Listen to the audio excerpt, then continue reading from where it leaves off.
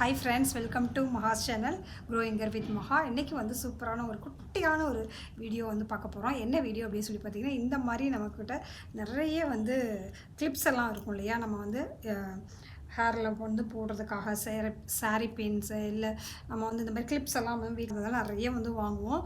So இந்த மாதிரி நான் பார்த்துட்டிங்களா, இந்த மாதிரி ஹூக்கில் இருக்கிற ஹூக் பின்னாடி இருக்கிற மாதிரியான ஹேர் பின்ஸை வந்து எப்படி நம்ம வந்து இயரிங்ஸாக எப்படி கன்வெர்ட் பண்ணலாம், இயரிங்கை எப்படி போடலாம், 2 in 1 நம்ம வந்து எப்படி யூஸ் பண்ணலாம் அப்படின்னு பார்க்கலாம். ஸோ அதுக்கு நான் வந்து இந்த அவுல் போட்ட இந்த க்யூட்டான ஒரு இதை எடுத்திருக்கேன். ஸோ இந்த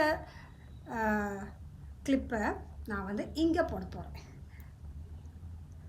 ஸோ என்ன பண்ணணும்னா, இந்த ஹோலில் வந்து இங்கே பின்னாடி இது இருக்குது பார்த்தீங்களா, இந்த இதை வந்து இதுக்குள்ளார மாட்டிடணும்.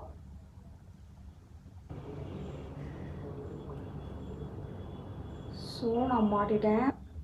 ஸோ இதுக்கு பின்னாடி வந்து பார்த்திங்கன்னா இந்த ஒரு போர்ஷன் இருக்குல்ல, அதை வச்சு இப்படி அழுத்திட வேண்டியதான். ஸோ அழுத்தினீங்கன்னா சூப்பரான இயரிங்ஸ் ரெடி ஆகிடுச்சு.